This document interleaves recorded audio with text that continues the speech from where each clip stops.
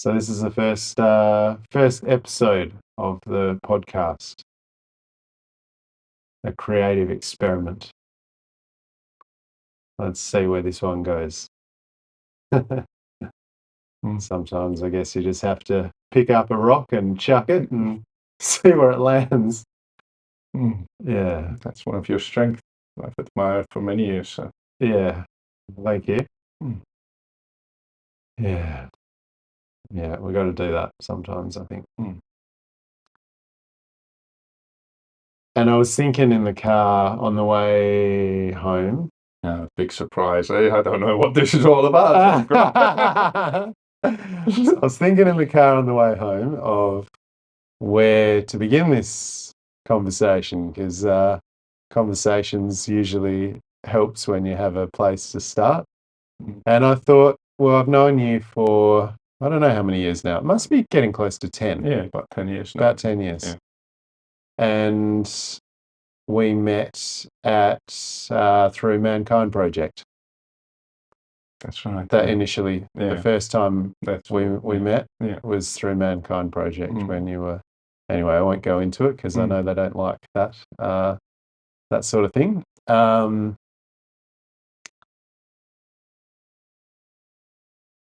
But Mankind Project, something that I think we just actually. Has Simon done Mankind Project? No. Okay. No. Yeah. No, but you met him through another men's organised gathering. Men's gathering. Okay. Yes. Yeah. Well, I guess we were sort of reflecting on our journey over through Mankind Project a little bit, and we've been. I think one of the things that we've agreed on is that it has been a great source or a great network of men who are, I guess, looking to work and be in a way that's maybe not the most typical push narrative of, work or whatever the narrative is that guys get encouraged to join. Those heart-centered living and however that expresses itself. So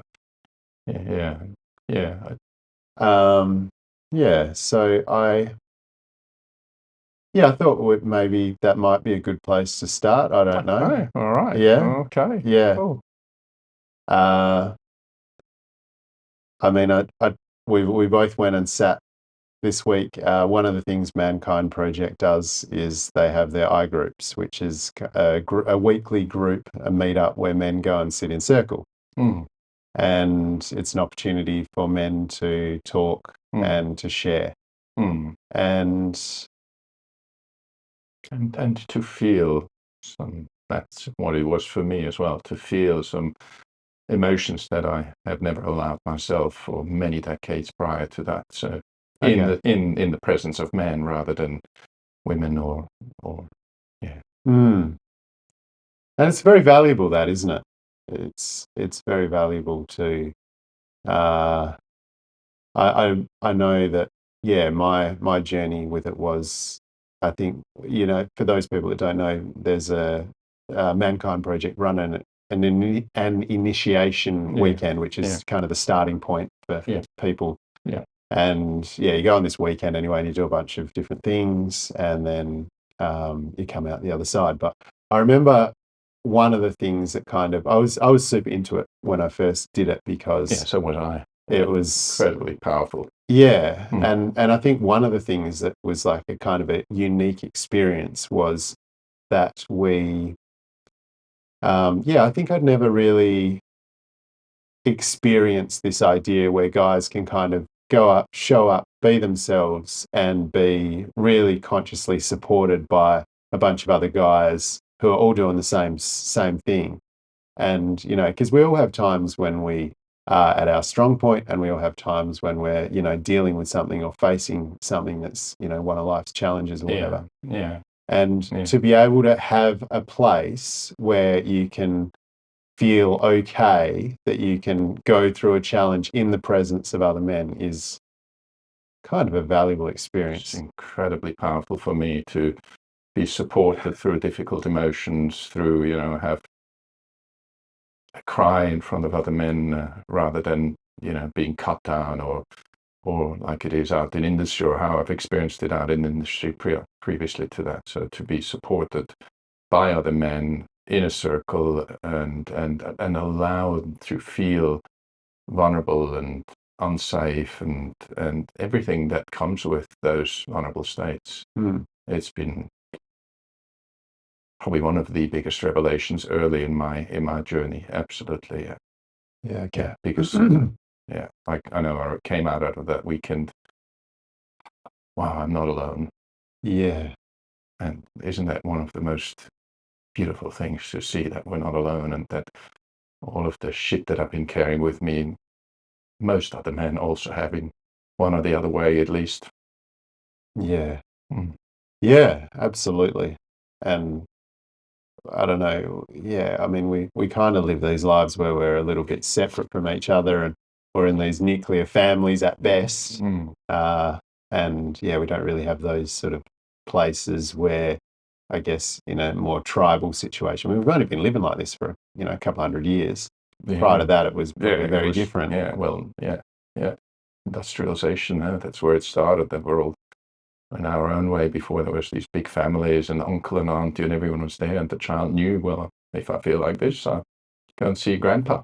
Yeah, No, daddy is too busy or whatever. And yeah. yeah, so that was the healthy way of, at the time at least. Mm. Maybe I'm romanticizing it. I wasn't I don't know. there. It was I probably, wasn't I'm there, sure but it who had its knows? fair share Yeah, of for sure. troubles. Yeah, yeah. Mm. Yeah. But so yeah, it is. I don't know. It's definitely valuable for me Yeah. to yeah, experience that, and I would still like to experience that more, because it is such a wonderful thing. It's I've grown a lot in those spaces, and yeah, I value it a lot. Yeah. Well, isn't it like, I've just discovered that with my partner, to be loved, or to be okay in the moments where I can't see myself to be okay, where shit is stirring within that I've never encountered before or pushed away for many decades prior, and to go in the circle of someone or people that, hey, it's okay. Well, that's part of human life, is also the yeah, the not so comfortable emotions, and the not so comfortable thoughts, and the not so comfortable um, experiences, and to be okay in that, and to be seen in that, and to see, well, others have it as well. It's just part of human life. It's Yeah, beautiful. and the thing that I didn't really realize, probably at the beginning of this journey, was the value in that, because when yeah, I mean, I think probably not unlike a lot of people, I kind of was like, well, you always want the good thing and you don't want the bad thing. I want the good feeling, I don't want the bad feeling. Yeah, yeah, And certainly, yeah. it's very normal and natural, that. Yeah, But the difficulty with that is that those bad feelings just they don't go away. They don't go away just because you push them down, you push them away. They don't go away. yeah. Well, come up in the most inconvenient circumstances and Yeah. moments, and then it's like, oh, And yeah, I realize, like, more and more how much those things are actually running my life and run our lives, probably. Yeah. So it's just Yeah, it's important to deal with that stuff. Yeah, it is important to deal with it, even though, yeah, you know. And I guess what I've found by dealing with it is that I become lighter. Yeah, I don't know. I become happier overall, anyways. But the challenge is learning how to deal with that thing and actually how to move through it. And yeah, it's tricky. But yeah, having things like that, MKP, Mankind Project, I think really can be a really good place to start. Yes. Yeah. For me, one of probably the best place to start. to do it amongst men and in a circle of men. And I remember, I think the youngest guy was in his early 20s and the oldest was somewhere in his 70s, late 70s. So that's a mix of men that I would never even be together and Yeah. and have conversations like this. I now have it with my dad as well here and there, but up until that point, that never happened. I was just excluded from family conversations or from So it's very beautiful. Yeah. And I think one of the things that I liked about it as well is, it is a really wide group of men. But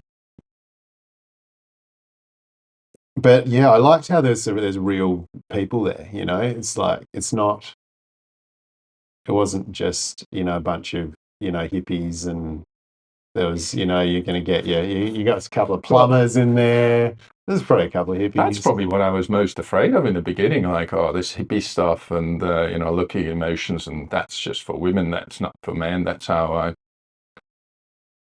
I suppose society conditioned me in a way that, this is, girl stuff. And leave it to the girls to sit in circle and we go and be productive and push on and make bring our drive out into the world and create something out there that is meaningful. And yet I didn't find meaning in any of it until I started looking within and found the deeper meaning within. So I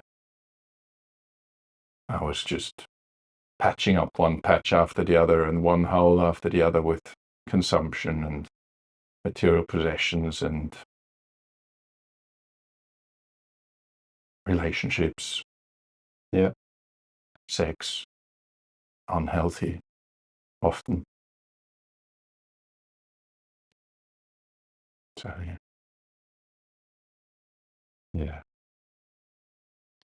it's easy to do. It's easy to do. No. Yeah.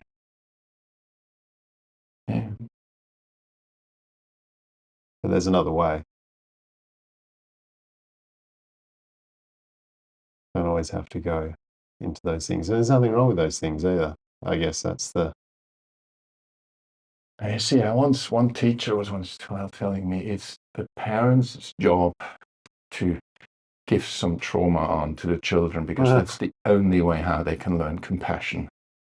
If they have to go through their own trauma and whatever they've been passed on in their generation and society, and that's the only way to find compassion. And isn't that one of the most beautiful human qualities, when someone is going through the dirt or is pulled through the dirt by life, to just be there and feel with that person, be empathetic to that person, to that human being, and know, well, I've gone through that or similar stuff for many things that I didn't like, and everything will always change, but to be there for that person and go, and be empathetic and share the joy and the pain, not just the pleasures that I used to share and run away from the pains. That's where the juiciness of human life starts really impacting on a whole of society, I think. So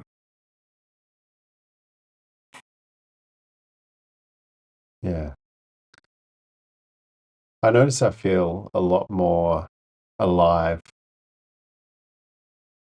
when I've after doing a lot of these things.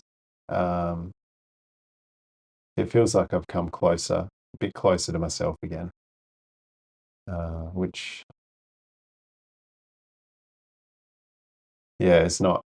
this is not at all the path that I thought I was going to be taking. No, I don't know why. This is no not. Why? Yeah. I thought I was going to be doing something different. Oh yeah. Oh, me too. I thought I had some other thing in store. Yep. But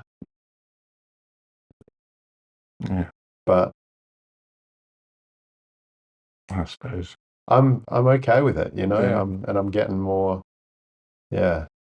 I always wondered what the purpose of life was. I remember as a 20-year-old man, I was like, why did I come to this earth? What was the reason why I came to this earth? And something deep within always said, that can't be it. Buy a house. Buy a house, have a job, have a family, you know, those values that make more money and Be better than somebody and else. Yeah. have another trophy wife or partner, and that. And but yeah, I've always wondered from very early on what it's all about, and I think going through this initiations that life has provided to me, one of them is the men work initiation, is to see that we're all just looking for happiness, not pleasure, happiness, Happiness. Yeah. not pleasure, happiness and contentment and peace. And in We my can have case, pleasure though, can't we? yeah, We sure, can. It's all sure. right. But after Yeah. pleasure pretty much follows pain again, because it's this Yeah. that's part of life. The pleasure and the pains, it's just part of life. Um, I've tried it for so long out there to next pleasure, next thing. At some point, I realized, hey, all right, it's in here. Yeah. So, A relief. A relief. sometimes, Not a relief. most of the time Most of the nowadays, time. it is. But sometimes I go, excuse me, what the did I do? Like, am I mad? My life was a lot easier beforehand than it is now. At least in the moments where the mind is still cranking and wanting something out there. And then when I come back to this, then it's okay. Yeah. My teacher Rupert always says the mind is like a galloping horse, and to tame that is sometimes difficult. It just has that. Wants to go. It wants to go and Yeah. stop and come back and stay. Yeah. I mean, as I've shared with you recently, you know, I'm really enjoying the work of Michael Singer at the moment, and yeah, he talks about that too. You know, he talks about, you know, when you start to when you got a wild horse, you need to start by you hold the rope. You have a long rope, but you hold the rope, and you got to start holding the rope. And you don't just hold the rope for a little bit and you know, do it for a week and then be like, oh, it's been you know, I've done a good job now I'm just letting go of the rope. You got to, it's like a thing that needs to be tamed, and a thing that needs to be yeah, just brought back under control. And it's yeah, it's work. And I think I always had a lot of resistance to that idea. I'm like, what? I'm not doing that. Like that, I don't know. That feels like really unnatural. That feels like really, yeah, not. Just doesn't feel. It doesn't. Yeah, the mind didn't like that idea. My mind didn't like that idea at all. Well, I was just as you were sharing, I was like, I don't think I could have done that in the beginning. Like, I did not have the skills to hold the galloping horse. For No, me, it was the emotional work. 100%. Yeah, It was the emotional work to start feeling the pain and to start being with what arose, and to really turn the attention towards that pain that was there rather than keep galloping. And that slowed the horse down. That brought the ability to stay here more and more and more, as every time took an energy unit away from that, you know, let's go drive, and brought it back to here, and then be with that, whatever was there at the present moment. And that was the it's hard. holding the horse. Yeah. And I could have never, like when I started the men work, had no clue about all this. I really didn't know where it would kind of lead and what it entails. I just had this deep sense everything failed out there, and I wasn't able to have a good relationship with a gorgeous woman, and that's got to change. Like I couldn't go anymore like I Yeah. had the 20 year prior to that. So yeah, there's still quite some vulnerability about that as I speak it. So Yeah, I can see. mm. It's one of the things I really enjoy about you is you are able to let that stuff come up and you don't feel the need to hide it so much anymore. Anymore is the right way to say, you know. Yeah. I thought before under the shower when I was 20 or 25, I've always had that. But I was like, quickly, Yeah. like, put it away. And, you know, the tears are not allowed with blokes. And I was like, oh, quickly, did anyone see that? Yeah. And now it's just such a beauty within when I'm in that state. It's really beautiful that within how I feel about it. And I enjoy seeing it in others. So I know that initial judgment, oh my God, I'll be judged and I'll be, you know, seen as unmanly. That's completely not true.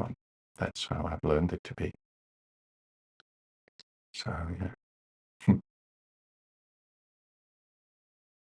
Yeah, so it's a relief, I guess, and I mean, for me, it's been about, yeah, I don't know, it's hard to, I guess I've had to come down to that, like what's important, because, you know, I'm same as you and probably every other guy that's been very heavily conditioned away from this sort of stuff.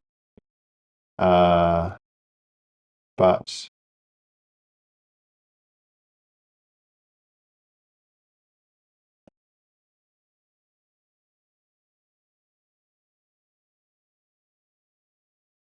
I think I'm getting better at, I'm getting better at making it a priority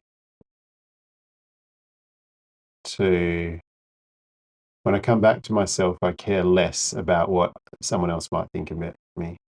And then I'm more free. I think you're a bit hard on yourself. I think you're pretty good at it from what I can see. Yeah, look, So, I've got a lot better at it yeah, for sure. yeah, But I had to, you know, I remember realizing that I couldn't cry. yeah, me too. Yeah, yeah. And I know a lot of guys that are like that. Oh, Like they just literally, oh, you know, they cannot cry. yeah, I know. And some might even think that's a good thing. I really don't think that's a good thing, because it's not that it's just because the energy is blocked, you know. Yeah. And it's conditioned to be bad, and lots of young boys get told, "Don't be a girl, stop crying," and if you look at the motivation of that, like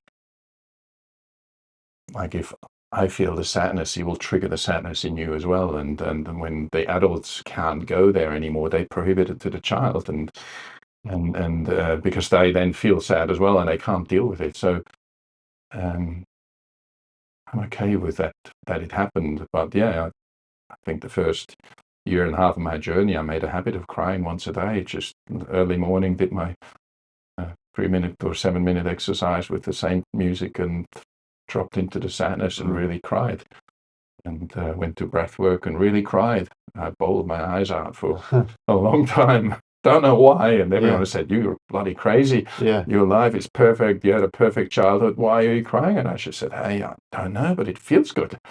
It makes me feel alive and soft and yet let some energy here and connected to others, and not so alone anymore like I had felt at the time." And I was just like, well, it can't be wrong if I feel like that. So, yeah. But yeah, a lot of guys feel, yeah, struggle, have that conditioning. have it shut down. I can't cry, Yeah, and yet it's one of the most beautiful tools the universe has given us, that to cleanse. It's like an internal shower. it's a clean, isn't it? It's a cleanse. It's a clean. It's a cleanse too, like an internal shower. Just have a good cry, and And life is, oh, okay, oh, it's nice.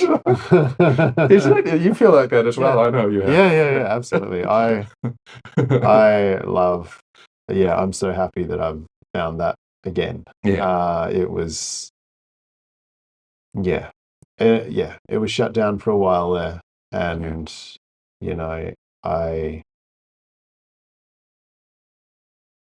yeah, it was pushed really far down actually. Uh, it Yeah. was pushed really far down. This is a mankind thing as well. Yeah. So, Me too. yeah, me too. Yeah, but I remember when I first started to really kind of get in touch with it and the relief that felt. And I was like, oh my God, this is like, oh, I felt like I was becoming human again. Yeah. Yeah. Yeah, same for me. Yeah.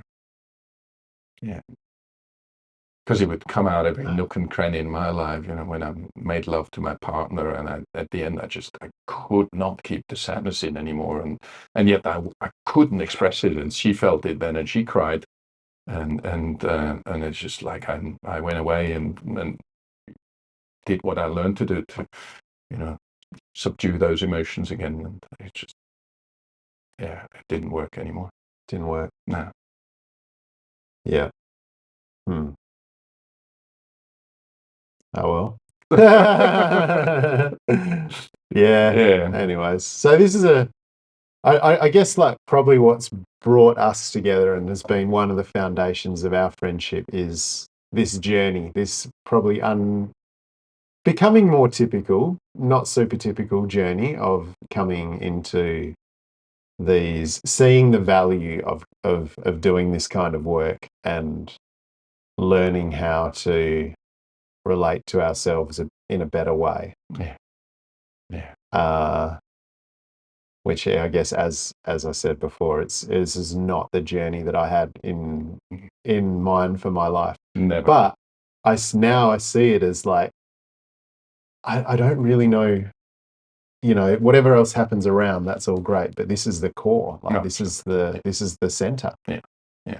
Same for me. And this is the place to keep coming back to. Yeah, absolutely. And this is where kind of the magic happens. Yeah, absolutely. And there is a lot of magic. And there is magic that happens. A lot. When people said life is magic, I was like, what are they talking about? But life is magic. We are creating the magic or hell. Oh, that's the half an hour, little right? check mark. Yeah. Magic. There is magic. It's all magic. It's all magic. Yeah. Yeah. I really didn't really love was not a thing that was spoke. But it wasn't like a lot. The idea of love, and it's something that I kind of was even the word I was a bit uncomfortable with for quite a good while there. It's like, what is this thing? What are they talking about? But I guess one of the fruits of doing some of this work is I've got a better sense of that now, which is pretty cool. That's a pretty fundamental, foundational thing. I mean, very, yes. Yeah. Yes. For me, I've always thought when I had my first relationship with Sandra, long-term relationship, I was like, what is that love that they're talking about? It was all so in the mind, and it was like a construct, and if I behave that way, I'm going to get that back from her, and that's love. How most children have learned in some or the other situation, at least, to that love it's conditioned. It's like, and I was like, but all these songs, all this, like Foreigner, I want to know what love is. I want you to show me.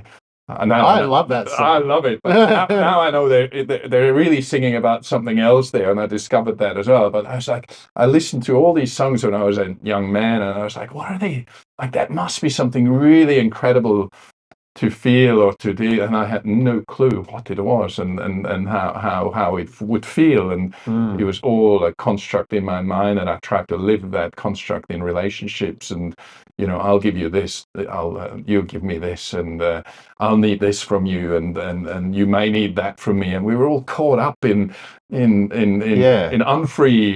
unfreedom, and I've heard that kind of thing just described as transactional. yeah, Yeah, that's it's a like, good word. you Yeah, give yeah. me It's just this, I like give you what we've this. learned, what I've Yeah, learned yeah. in economic business life. It's That's, all transactional. I'll Yes. give you this, you Yeah. give me that, and Yeah. that's that we'll call that. Yeah. But yeah, that's not really it, is it? No, it's No, not. it's not No, it. it's not. No, and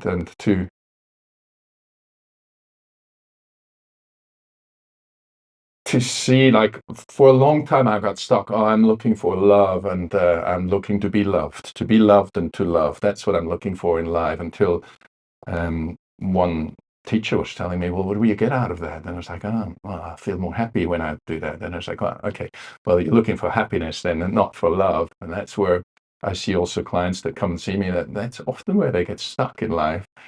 And I see, okay, yeah, when I love and get loved, then I feel happy. So how about if I find the happiness within, and that happens to be love in another way, but in a completely different way than it is. It's that love, who we are really, and that happiness and love is like the same thing. As soon as the mind stops striving for something on the outside, we get in touch with that inner quality.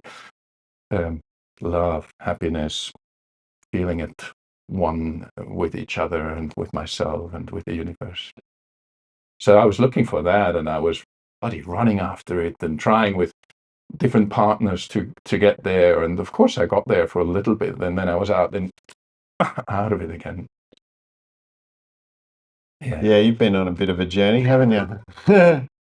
Tried a few things. Yeah, I have. Yeah, certainly tried to find happiness in many outside experiences. Yeah, yeah.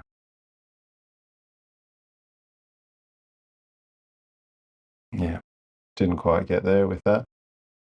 Well, it got closer and closer. So then, even though now I see it and I smile back at it and say, well, you've really been trying hard, but giving it a real hot go, as you would say, I think. Give it a good shot. Give it a good shot, yeah. Give it a good crack. I really learned a lot with that journey and from that journey. And one of the lamas in Bhutan, where I was working the last 2.5 years for some time, he said, well, the teacher souls need to go through the journey themselves and need to see it themselves and need to experience it themselves. So when I heard that, I was like, oh, wow.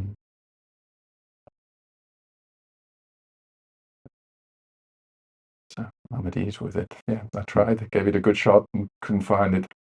Yeah.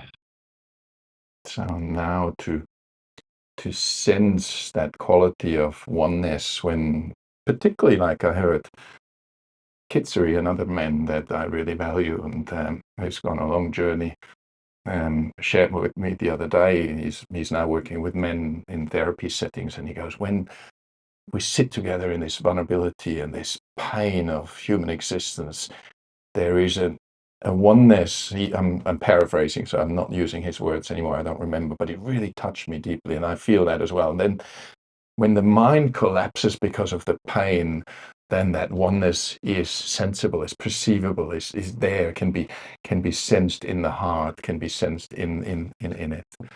And I suppose that's one way to really experience the love, when the mind stops. And the mind is only there to prevent that pain from being there. Now it's like, oh my God, I can't go there. So blah, blah, blah, blah, blah, blah. And once you tame that monkey down a little bit and start feeling the pain, and then it just drops away. In my experience, how Yeah. have you? Yeah. I mean, I've just, I really like this Michael Singer guy, because I really like, I think the way that he's explaining things is very clear to me, at least. And he talks about, yeah, I mean, we were talking about the pain before, and, like, if there's pain in you, it's kind of like dirt in you. Mhm. But that dirt in you, that is what, that pain in you is, we're using our minds to shield ourselves from that, so that the mind is feeling that, and then it's trying to solve it in all the different ways. It's going on this journey of like, oh, I'm going to try and solve it, but it can never solve it. No, it can't. Because it's not. Yeah. Well, if I understood that correctly, how it works in the child psychology, when we experience pain, at some point we start splitting it up and conceptualizing it. If you may have seen the movie in German, it's Alles steht Kopf. It's a Disney movie about the emotions. It's awesome. And there it explains it beautifully, how it then starts to become a concept, and the child goes into the head, and rather than feeling the pain because it's too much, it starts conceptualizing it and starts compartmentalizing it. So that's the journey back, to come back into the body, out of the mind, and feel those leftover energies that was just too painful to feel in the very moment where they occurred, where the child experienced that and didn't have the support system outside from the parents to hey, it's okay, it's like, no, you're not allowed to cry. So it's like, okay, I'll push it down then, and keep going, smile like I've learned. And it's such a natural thing to see. Like now with Julie and her kids, I see, they just express it, and then 2 seconds later they laugh again, and I still take minutes, or sometimes half an hour, even after 10 years. It's just, what to do. Yeah. But yeah, to see it as that, and then to come back to the body and feel it, and allow those energies to be felt, and just to be there, and to be held. And that's the beauty. We started with the men work. To do this in Circle of Men, I find incredibly powerful. For me, it was clean. Always try to find my happiness with women. So there's always often a little play there between men and women. And I learned this is how I could get my love from women that I thought I had missed from mum.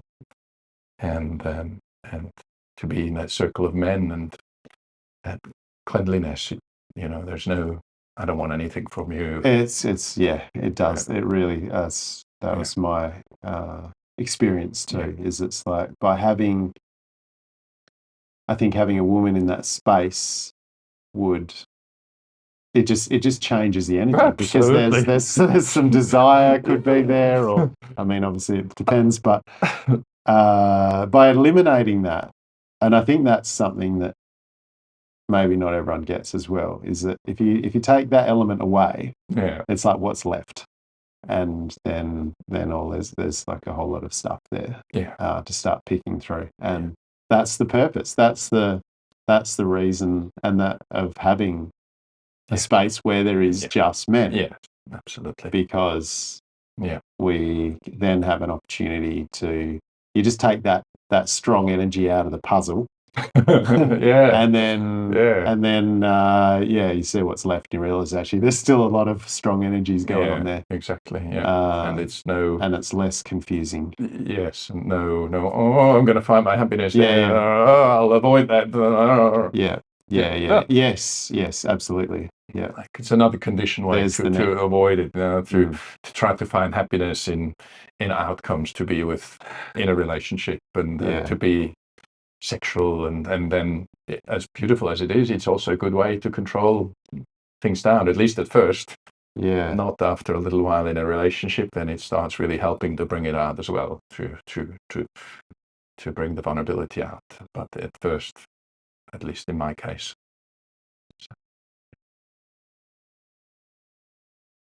Beautiful.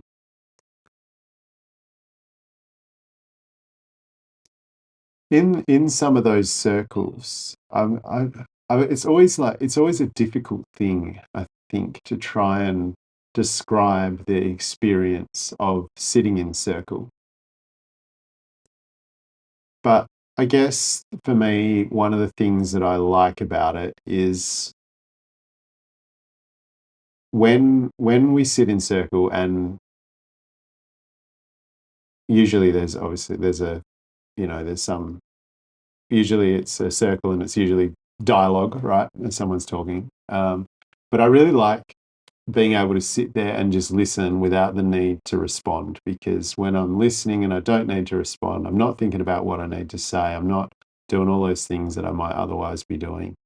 And I can really start to get a lot more aware of what's going on inside me.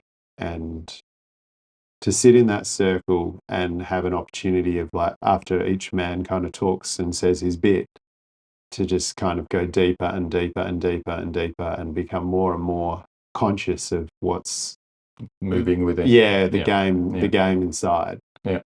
Yeah. is a really awesome thing. Yes, it is. Yeah, I think I've learned as much from sharing of others, or if not more from sharing of others, than I had learned from my own sharings or from my own thing. It's like, I mean, we are all a human family, and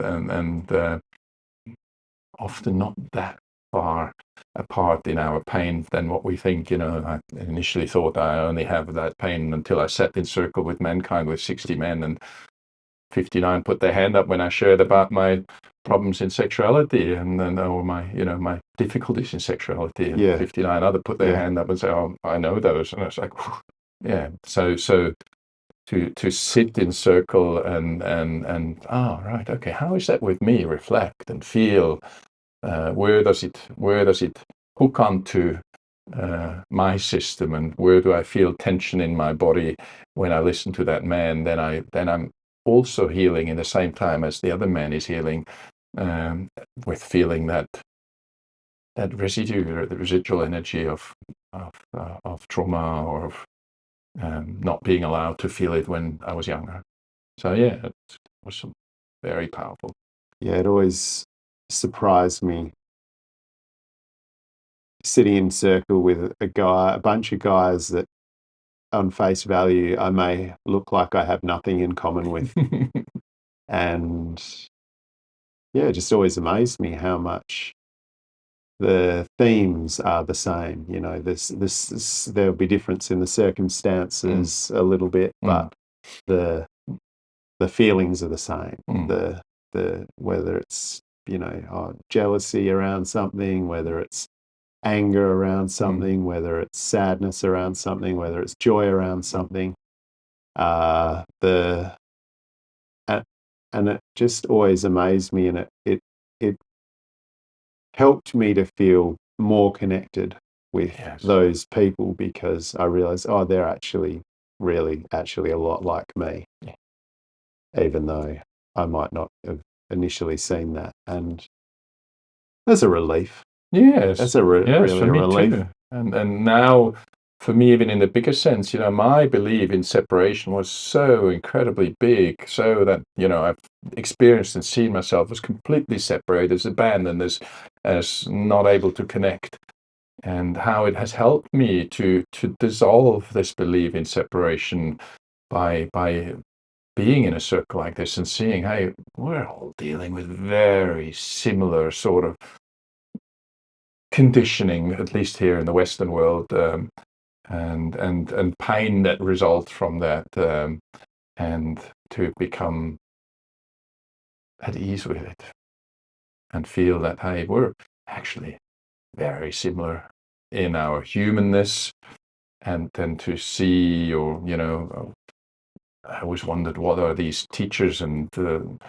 pointing to that we're all the same, it's all one, and that's probably the first sense of that. Oh yeah, we are all the one. We all have very similar problems. We all have the same emotions: sadness, anger, shame, in various ways and in various expressions. But they really gave me first, hey, I'm not that separate, because Yeah. I sit in circle and 59 men put their hand up when I talk about my shame in sexuality. Yeah. So, whoa.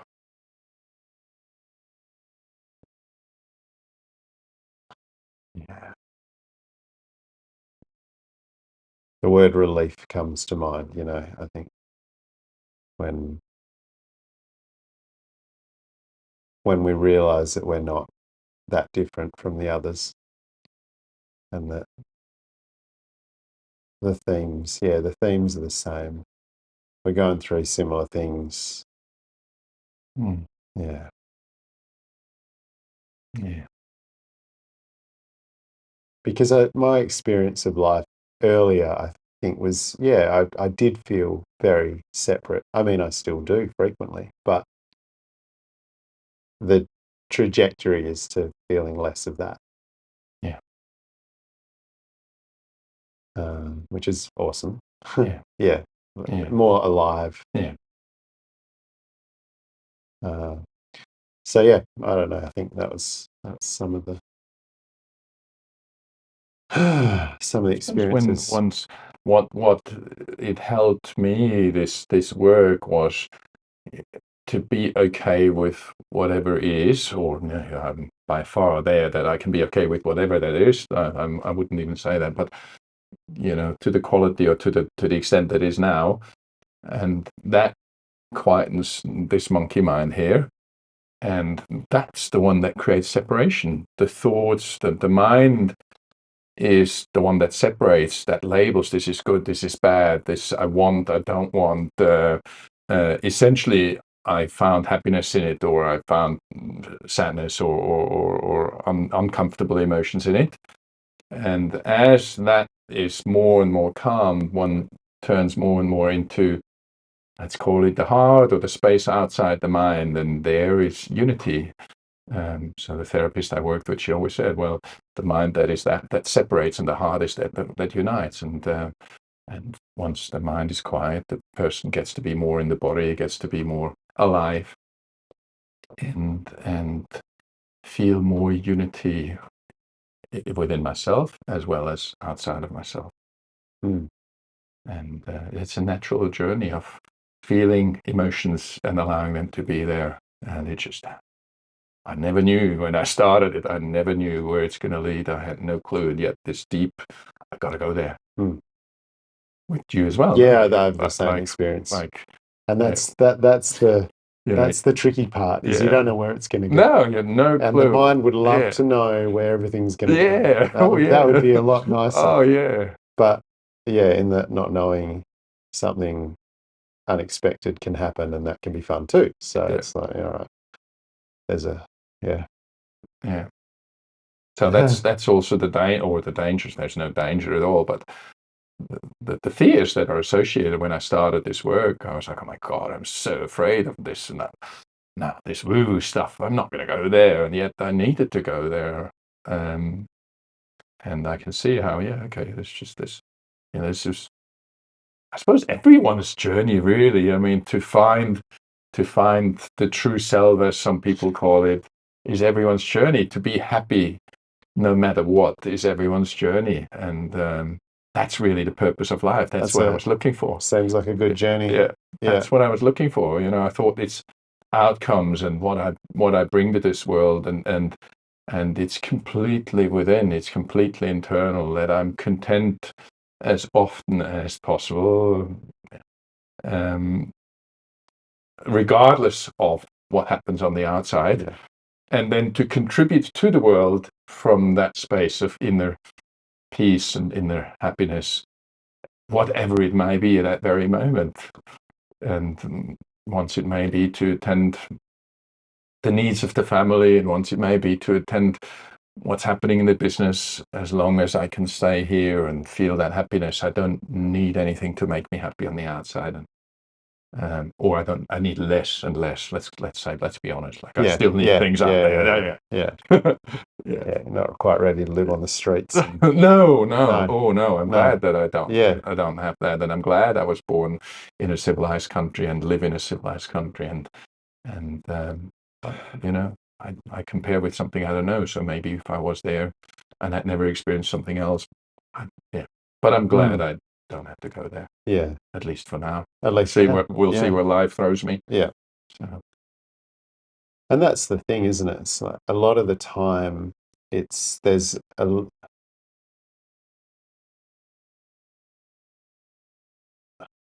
I don't know, these fears.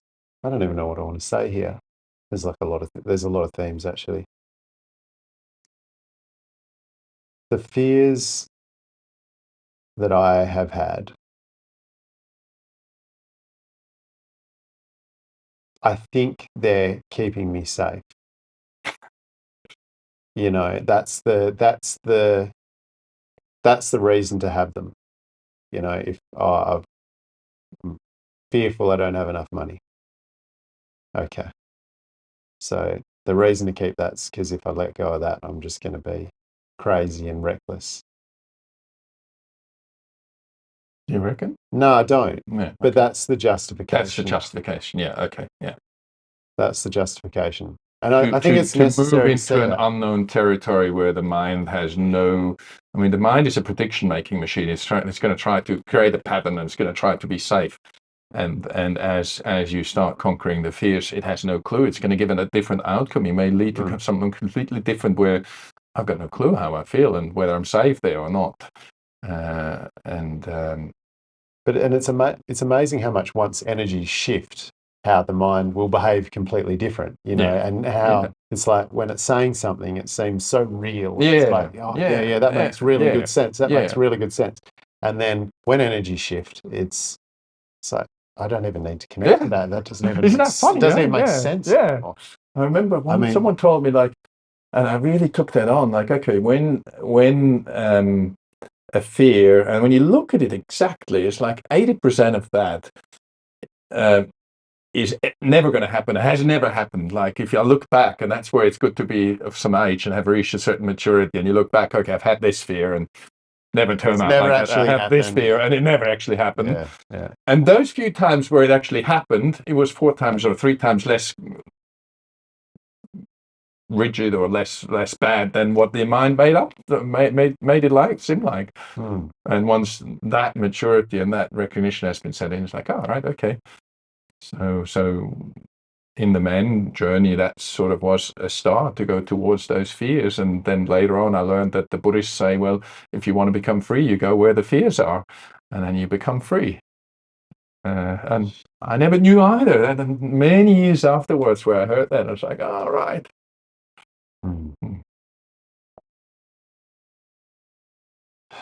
Freedom. And yet I was always looking for it. I was always like, if I look back, that was the one thing that I see, even as a young man, I was looking for freedom. I was looking for it on the outside. I didn't want to get into a business environment that was too cloggy, and I didn't want to, do this because it was too cloggy. I didn't want to be in a relationship that was too tight. I was always looking for that freedom, and it never found it there. Pockets of it, but I ran away from a lot of things also. I really liked the distinction that I heard recently as well, that it's the freedom that we're seeking. Like that's been one of the top things that I've been seeking too. It's like freedom. This seems like a really good option. Seems real good. Yeah. But the differentiation was, it's not freedom for yourself you're seeking, it's freedom from yourself. Yeah, you said that the other day, and it's really moved me this. Yeah. Because say it again. It's not freedom for yourself. Yeah. It's freedom from yourself. Yes. And I'll explain what that means. Yes.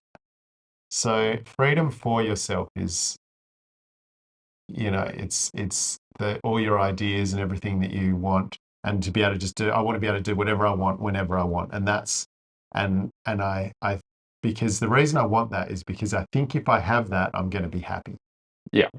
Yeah. If I can just go, like, I have total freedom, I can go over there, I can go there, I've got infinite resources to use, I've got whatever it is. Okay, so that's freedom, freedom for yourself versus freedom from yourself, which is meaning like, well, why do you need all those things in the beginning? We've got this mind that's telling us that we need this, we need that, we need whatever.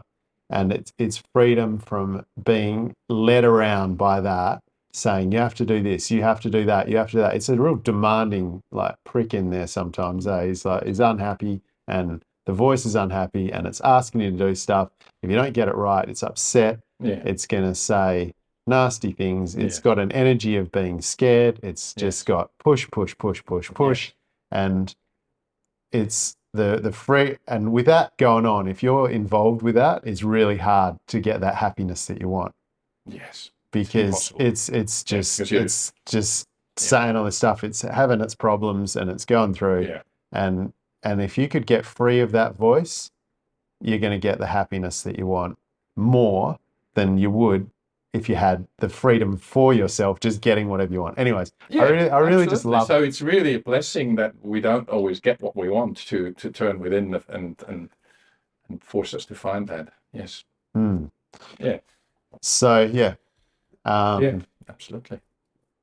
Mm. anyway, I think it's a fun distinction, and it really, yeah, I don't know, it's helped me a little bit to have that anyways, that distinction. And I find that, yeah, just understanding things in different ways can provide the seed for creating different reality, Absolutely. Yeah. because it Yeah. allows you to set a different intention, Yeah. and then things move a little bit differently. Yeah. And if I would have heard that, Yeah. 10 years ago, freedom from yourself, and I wasn't even getting that part that wanted something is not integral to me. That's just a learned and conditioned part of this this this Tom. That Mm. yeah, I never questioned that reality.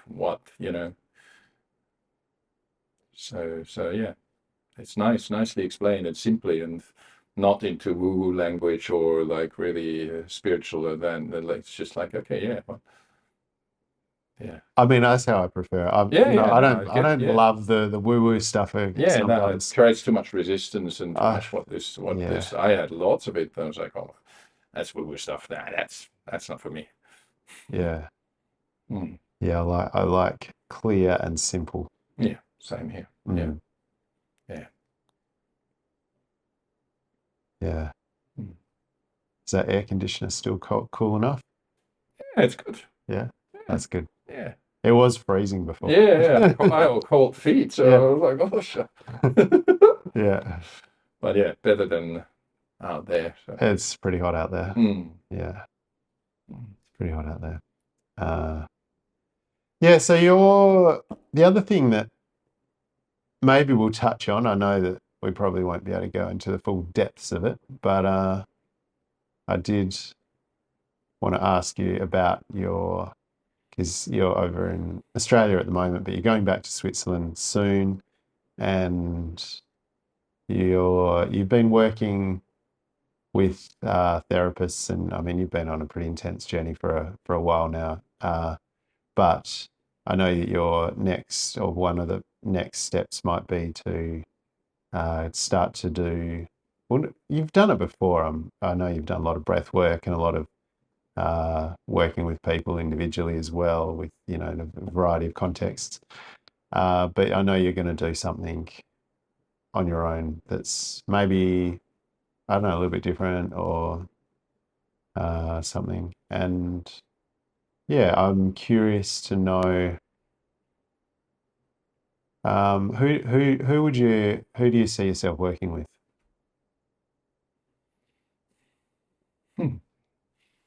That's a curveball that you're throwing at me. I didn't quite expect that at all.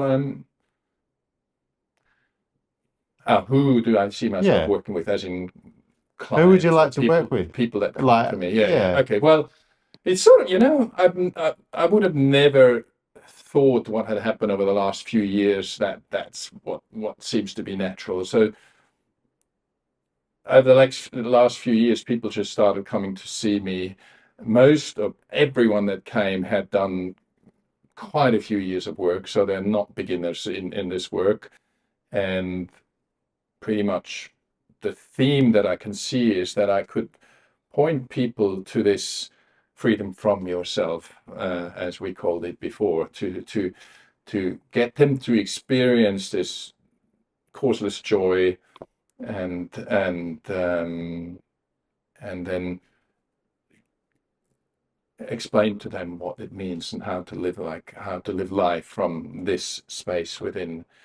Um, and often what it took was to go through some really deep emotional, and yet something they seem to have felt or resonated with, that they were able to go there, because not everyone can go there straight away with the mind still going like a wild horse. It'll be difficult to get to this space within, and yet probably most people have experienced it. They just don't know what it means, or they don't, they brush over it. And I certainly did. So I'll speak for myself. Mm. I've had experiences or states or whatever you want to call it like this, and I was just like, oh yeah, not important. I want to achieve something on the outside or get something in the outside. So I got thoroughly lost on this path and really, really tried had a red hot go to find it on the outside, and I feel a deep desire and a deep burning in my heart to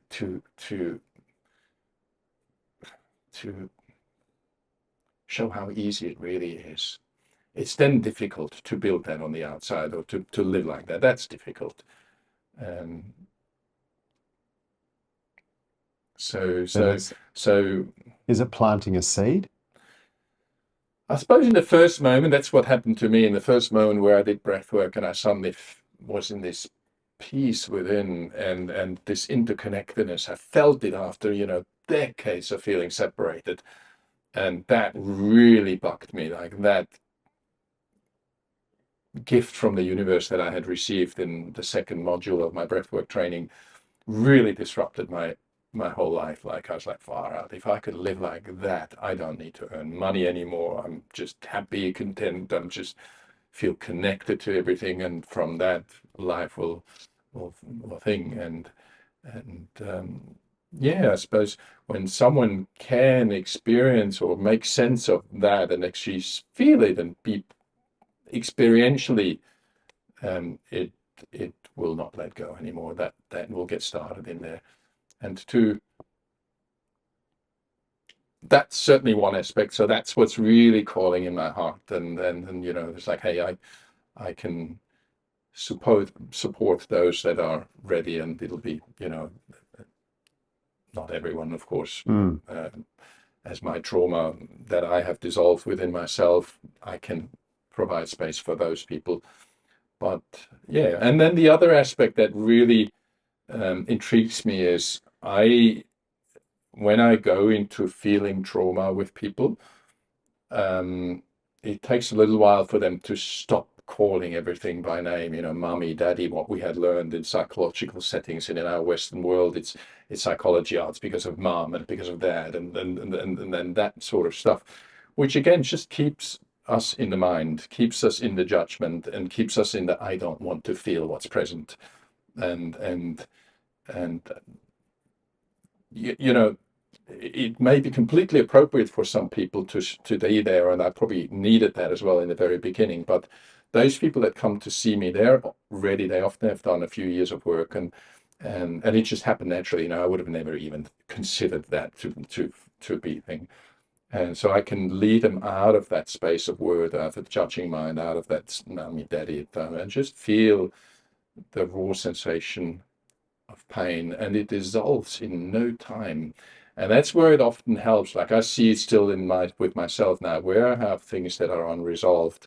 It helps to be in the space, like with you the other morning there. It helps to be in the space with someone, and to feel that heart energy in a moment where I don't feel connected to myself, or where so I can. It seems like I have that ability to lead people through separation pain, into peace, in a way that is outside of the mind, in a way that is just feeling it in the body. And that sort of happened to me naturally from the very beginning. I did breath work, and it was all about being with the pain within and not making sense of it, and not Mm. trying to create stories about it, because that's what really we did as a child. We split off and created stories about it, and it just prevents us from being present fully and feel it. And so those are the two things that it just happened naturally. That it seems like if I'll let that flow, it's my gift to the universe that I have received from the universe, not knowing at the time when I did mankind, to bring it back to mankind, not knowing anything about it. Um, and it's a joy, it's a beauty, and it's deeply meaningful and deeply loving. and it helps me to become even more present in doing so. So, say, the last 10 years I've taken off and explored this, and didn't follow the money path, and there's often, or here and there, fears about will I ever have enough. And yes, I will.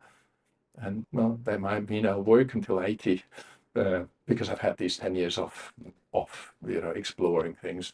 And work is just a joy now, to sit in this space of vulnerability and to point to what's beyond the vulnerability, what's beyond the pain. So that's what's calling here. And thank you for allowing me to formulate it. It just happened like I never really formulated it like that either. So, yeah. That's wonderful.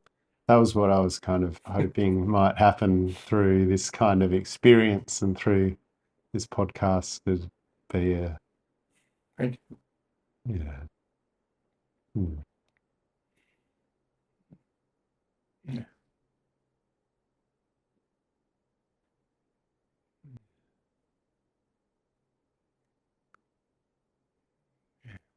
Magic Life happen. is easy outside the mind when it stops.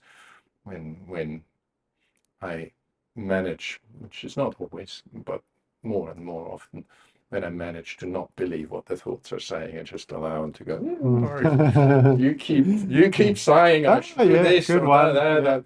I know now that it's just it's just a conditioned pattern to find happiness, and I just allow it to play out within, fully being there, realizing, feeling it, being there for it, but not acting according to that. Mm. Yeah.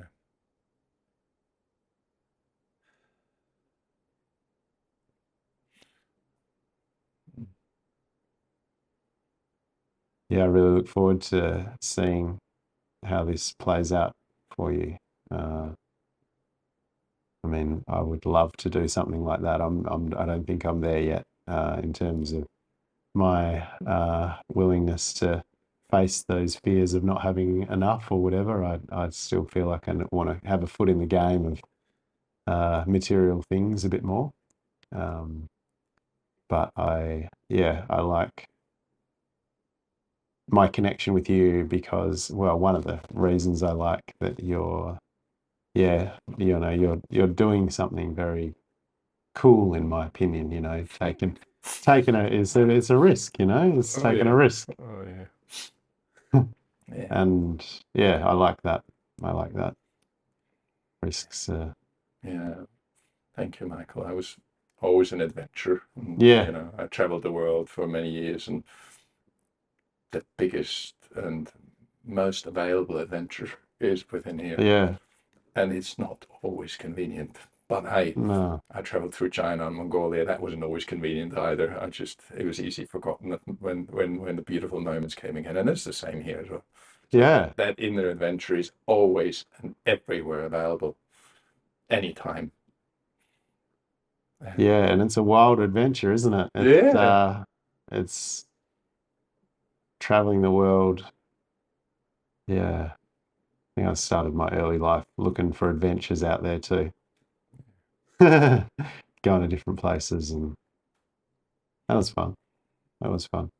Well, it seems an integral part of a Western journey, at least. I mean, I've worked in Bhutan, and um, these lamas and monks that I have been speaking to, um, they didn't have that abundance on the outside.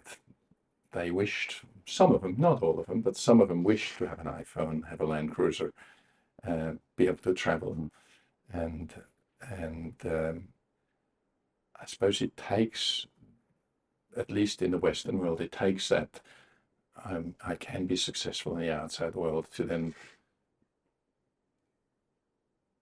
not abolish, but make them less important than what I used to make them important.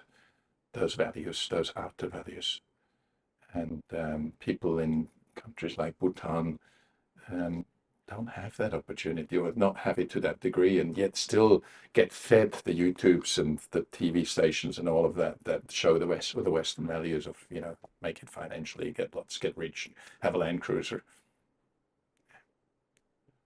So, yeah. Once you've tried enough to find happiness out there, at some point it clicks. And Yeah.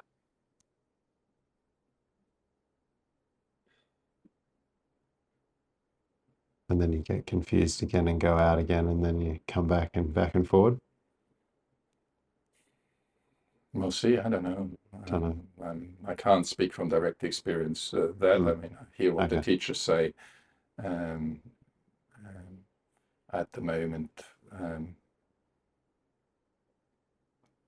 it's just too beautiful to leave this inner space. And when I do, life is hell. Yeah. And I very quickly come back and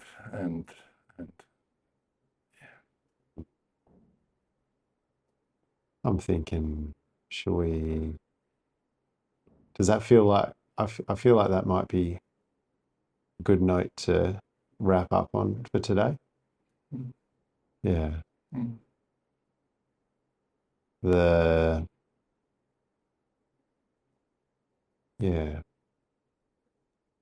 I like that message of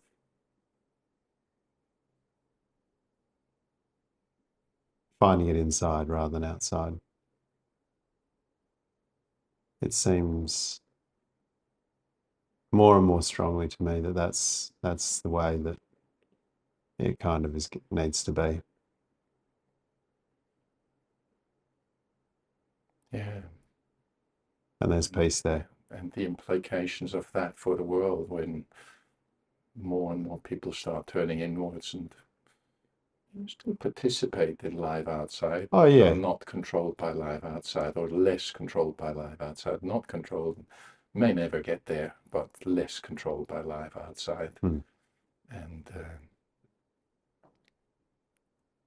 follow the inner values. Peace, really. That's the only value there is. Like, once you really look at it, what am I looking for? I'm looking for this contentment, for this peace. And that happens as soon as the mind stops striving. It's just natural, easy. And yet bloody difficult. But yeah, so that, human life in all of it's beautiful, isn't it? It is. Magical. It is magical. And we create heaven or hell. And I suppose Rupert always says our job is to create it as beautiful as we can. And that can only happen from within here. The rest I've seen and created it over many decades. And so have you and so have all of us. Yeah, thank you. Thank you. Thank you. Thank you, Thomas.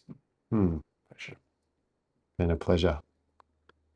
Well, that's coming to the end of a first episode that I think will be released. Oh, right. I reckon we'll edit it and we'll have a look at it, and I reckon there's probably some nice things in there. So I'm very happy that we've done this, and let's see. Oh, thank you. Thank you. You've pushed me over my comfort zone. Well, not pushed me, really. I mean, you have such a humility and a beautiful energy. It's just easy to sit with you. And I noticed it again when, after 4.5 or 3.5 years when we sat out here with the girls, and how your quality of love brings everyone together. The girls started cuddling and being there, and that was one of your qualities that happened out there. Thank you. Yeah, thank you, Thomas. Hard to take. It's recorded. It's recorded. Yeah. Okay. I mean, this is one of the things I like about the camera is I like to see myself on camera because it lets me see how I am and how I'm being, and gives me a good reflection. That's one of the things. It's funny, these cameras, like, yeah, I don't know. Yeah. This whole journey into working with cameras, it really came out of nowhere, and then it really picked up steam. And anyways, here we are. It's been a funny journey. But let's see. I'm glad this project feels like I'm bringing it into a space that is probably more me than some of the other spaces that I've been involved with it. And I'm really looking forward to seeing how that develops, and how that might feel different. And I want to be able to make creation a joy, because sometimes, it's been a bit of a chore. And one of the messages I've kind of picked up along the way is that, if it's a chore, you're not going. Worth it. Yeah, it's not worth it, and it's not good either. No, it's not good. No. Yeah.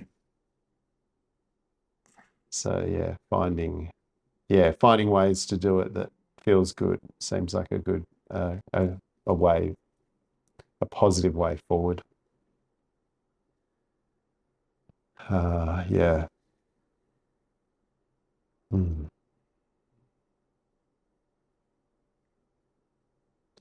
It's just this thing there. May I? Yeah, sure. Let's go. So I can relate to that self-critical mind that you hear in their voice about yourself, or about Michael, not yourself. When you look at those videos, or you look at, the things of Michael, focus on your eyes and look into those when the mind is going off, and like, the quiet joy and the love that radiates from your eyes. It's beautiful.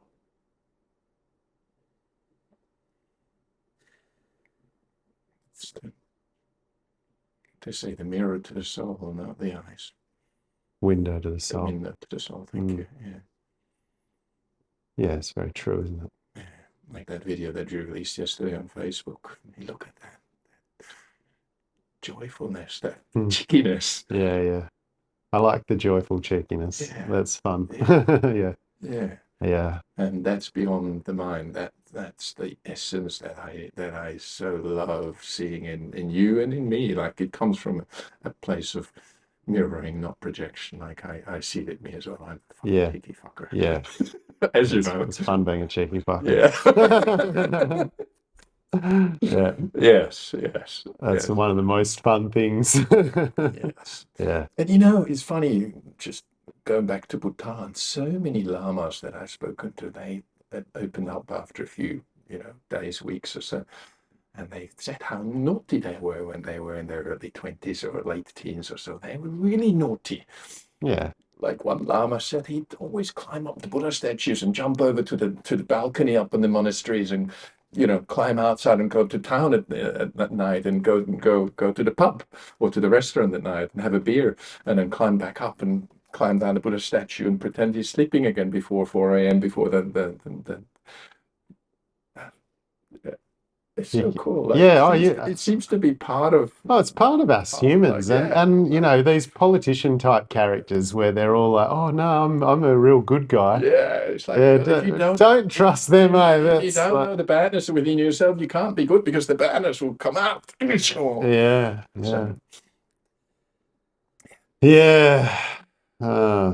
Human, being a human. Yeah, it's beautiful. It's an interesting situation.